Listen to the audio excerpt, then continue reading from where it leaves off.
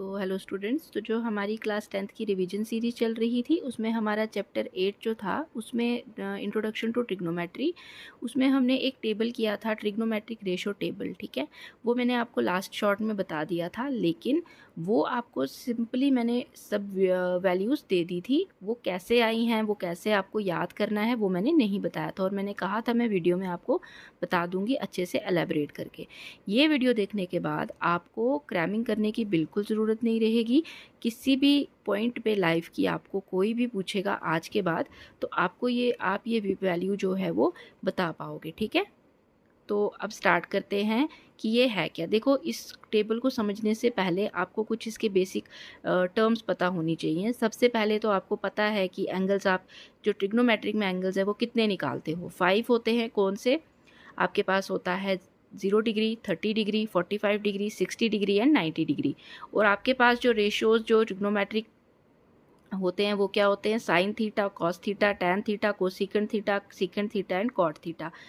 Sign theta और cos theta, इनका जब हम रेशियो निकालते हैं वो टैन थीटा के इक्वल आता है। That is sine theta upon cos theta हमेशा साइन टैन थीटा के इक्वल होता है। कोसिकेंट थीटा हमेशा साइन थीटा का इन्वर्स होता है। सीकेंट थीटा हमेशा कॉस थीटा का इन्वर्स होता है। और कॉट थीटा जो है वो टैन थीटा का इन्वर्स होता है। ठीक है, इतनी ये बस बेसिक आपको याद रखना है। अब हम आगे चलते हैं। ठीक है, देखिए हमने क्या करना है, हमारे पास कितनी कितनी टर्म्स हैं? 0, 1, 2, 3, 4।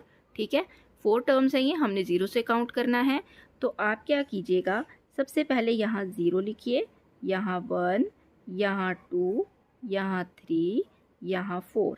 ठीक है, हो गया। अब यहाँ 4 तक लिख लिया, छोड़ दीजिए। अब यहाँ से फिर से 0 से स्टार्ट कीजिए। कैसे? आप कीजिए 0, 1, 2, 3, 4। ठीक है, अब देखिए कितनी टर्म्स है यहाँ पे? 4, 0 से लेके 4 तक। अब इन सबको 4 से डिवाइड कीजिए। 4 से डिवाइड किया, इसको भी 4 से डिवाइड किया, इसको भी 4 से डिवाइड किया, इसको भी 4 से किया, इसको भी 4 से किया।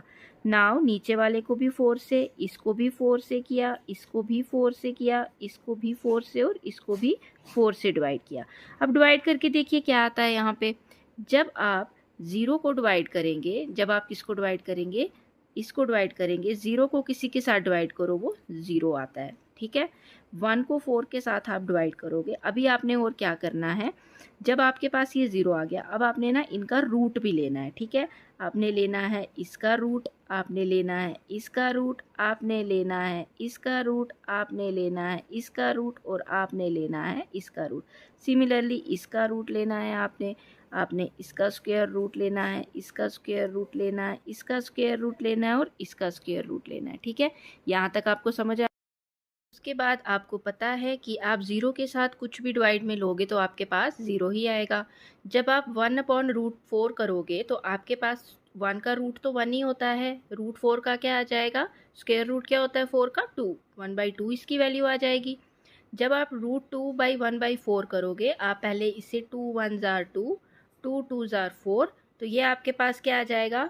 1 अपॉन, अब 1 का स्क्वायर रूट तो 1 ही होगा, 2 का स्क्वायर रूट हम एज इट इज़ लिखेंगे। ठीक है, वैसे ही √3/4 आप करोगे, आपका √3 आ जाएगा, अपॉन √4 क्या होता है? 2। और यहाँ पे जब आप करोगे तो आपके पास 1 का रूट 1 आ जाएगा। ठीक है, सिमिलरली यहाँ पे भी आप यहाँ वाली वैल्यू जो है, अब वो आप यहाँ रिपीट करोगे। कैसे करोगे? ये वाली वैल्यू यहाँ आ जाएगी, आप तो सॉल्व भी कर सकते हो अब। तो ये वाली वैल्यू आपके पास 1/2 यहाँ आ जाएगी, ये वाली वैल्यू आपके पास यहाँ पे आ जाएगी, ये वाली वैल्यू आपके पास यहाँ पे आ जाएगी, और यहाँ पे आपके पास क्या आ जाएगा? 1। ठीक है, कहा था ना, हमको पता है ना इतना कि जो आपके पास साइन 0 होता है, तो यहाँ पे आपको इतना पता है कि जो आपके पास साइन 0 होता है उसकी वैल्यू 0 होती है, कॉस 0 की वैल्यू 1 होती है, साइन 45 की वैल्यू 1/√2 होती है, कॉस 90 की वैल्यू 0 होती है। तो यहाँ से ये वैल्यूज़ आती हैं। ठीक है, उसके बाद आपके पास क्या आ जाता है?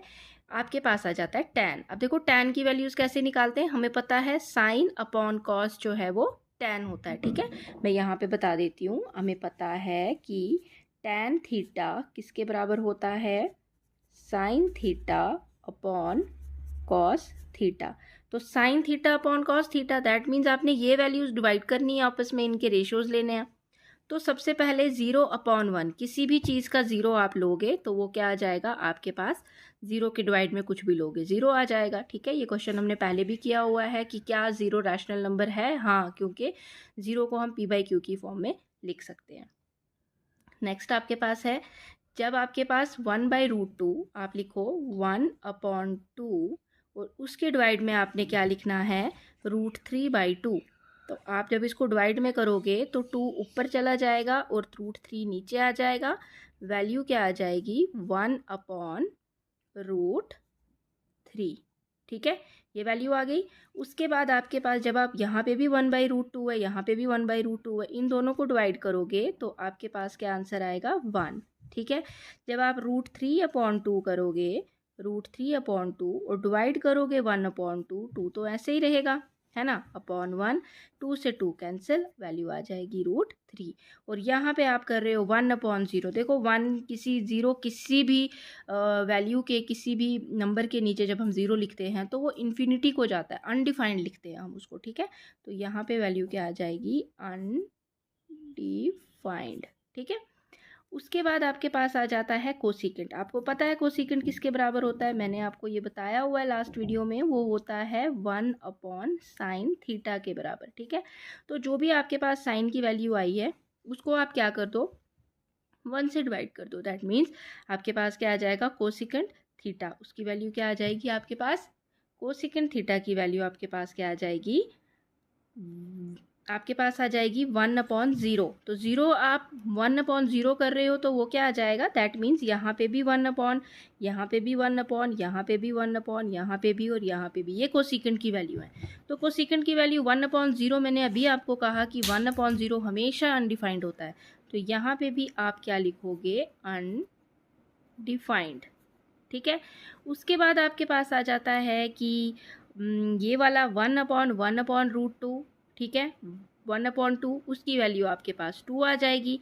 जब आप 1/1/√2 कर रहे हो तो उसकी वैल्यू √2 आ जाएगी। इसकी वैल्यू आपके पास √2/3 आ जाएगी। और आप देखो आप कर रहे हो 1/1 तो वो 1 ही आएगा, हो गया। नेक्स्ट मैंने आपको बताया था कि सीकेंट थीटा जो है वो किसके इक्वल आता है, वो आपके पास आ जाता है 1/cos थीटा। दैट मीन्स आपके पास जो भी कॉस की वैल्यू है, जैसे आपने सीकेंट को सीकेंट के लिए निकाली वैसे आपने सीकेंट के लिए निकालनी है। 1/cos करके यहाँ पे भी 1/, यहाँ पे भी, यहाँ पे भी, यहाँ पे भी, यहाँ पे भी 1/1 आपके पास 1 आ जाएगा। यहाँ पे आपके पास √2/3 आ जाएगा, यहाँ पे आपके पास √2 आ जाएगा, यहाँ पे 2 आ जाएगा और यहाँ अनडिफाइंड जाएगा तो 1/0 है। ठीक है, लास्ट आपके पास है कॉट थीटा। ठीक है, कॉट थीटा मैंने आपको कहा कि जो कॉट थीटा है वो 1/tan थीटा होता है। ठीक है, tan थीटा की जो भी वैल्यू है उसको 1 कीजिए, आपके पास इसका आंसर आ जाएगा। जैसे पहले 1/0 आ रहा है, यहाँ क्या हो जाएगा, अनडिफाइंड। ओके, उसके बाद आपके पास 1/, ये आपके पास कॉट में ये आपके पास कॉट में 1/√3 आ रहा है, तो दैट मीन्स ये डायरेक्ट √3 आ जाएगा, ये 1 आ जाएगा, ये 1/√3 आ जाएगा और ये आपके पास 0 आ जाएगा। ठीक है, 0 क्यों आएगा, क्योंकि 1/ अनडिफाइंड आप कर रहे हो तो वो 0 आ जाएगा। जब 1/ अनडिफाइंड होगा, ठीक है, ये देखो मैं बताती हूँ, 1/0 का मतलब क्या होगा, अनडिफाइंड। ठीक है, 1/0 का मतलब होगा अनडिफाइंड। जब आपके पास 1/ अनडिफाइंड होगा तो उसका आपके पास 0 हो जाएगा। ठीक है, ये वैल्यूज़ आपके पास दी हुई हैं। अब इन वैल्यूज़ को लेकर आपको यहाँ पे वैल्यूज़ पुट करनी है। ठीक है, देखो ये आपके पास क्या हो गया, पूरा का पूरा टेबल। अब बताओ, इससे ज़्यादा इजी लैंग्वेज में आप ये समझ भी नहीं सकते हो, और ये इससे ज़्यादा इजी लैंग्वेज में आप ये आपको कभी भी नहीं भूलेगा, कभी भी नहीं। आप कहीं पे भी आप पेपर में इसको सबसे पहले आपको अगर ट्रिग्नोमेट्रिक के क्वेश्चंस बहुत ज़्यादा इसके ये क्वेश्चन 2-3 क्वेश्चन या ऐसे आएंगे, आप सबसे पहले ना पेपर को इसको बना लेना। ठीक है, देखो ये वैल्यूज़ हैं इसकी, इसलिए मैंने इसको किया क्योंकि यहाँ पे थोड़ा ये ज़्यादा आ रहा था। तो ये इसकी वैल्यूज़ हैं। ये आपके पास ट्रिग्नोमेट्रिक रेशो का टेबल आ गया। इस ट्रिग्नोमेट्रिक रेशो में आपके पास सारी की सारी वैल्यूज़ आ गई। क्रैमिंग करने की कोई ज़रूरत नहीं है। आप बस ये याद रखिएगा, आपने 0 से 1 2 3 4 तक जाना है, फिर आपने वापस 0 यहाँ से आपने चलना है कहाँ पे, और उसको आपने फिर क्या डिवाइड करना है, 4 के साथ डिवाइड करना है। और आपके पास जो वैल्यूज़ आएगी, मेन आपका साइन और कॉस की वैल्यू निकालना है। बाद में आपके पास जो ये वैल्यूज़ आएंगी, ये वैल्यूज़ आप आराम से निकाल सकते हो, ठीक है, रेशोज़ लेके। तो ये हो गया आपके पास चैप्टर नंबर 8 का ट्रिग्नोमेट्रिक रेशो टेबल, ठीक है। ये बहुत इंपॉर्टेंट है, इसको याद रखिएगा। ये आपको 12th तक ट्रिग्नोमेट्री के आते हैं, आगे भी आते हैं, मगर तब तक आप थोड़े हैबिचुअल हो जाओगे कि कैसे कौन सी वैल्यूज़ कैसी है। तो आपको 12th तक ये बिल्कुल क्रैमिंग करने की ज़रूरत नहीं है। ये बस आज ही आप याद कर लीजिए, देख लीजिए कैसे ये वैल्यूज़ आती हैं। तो थैंक यू। अब आप मिलते हैं अपनी एक नेक्स्ट चैप्टर के साथ, चैप्टर नंबर 9 के साथ शॉर्ट्स में, ठीक है। Thank you.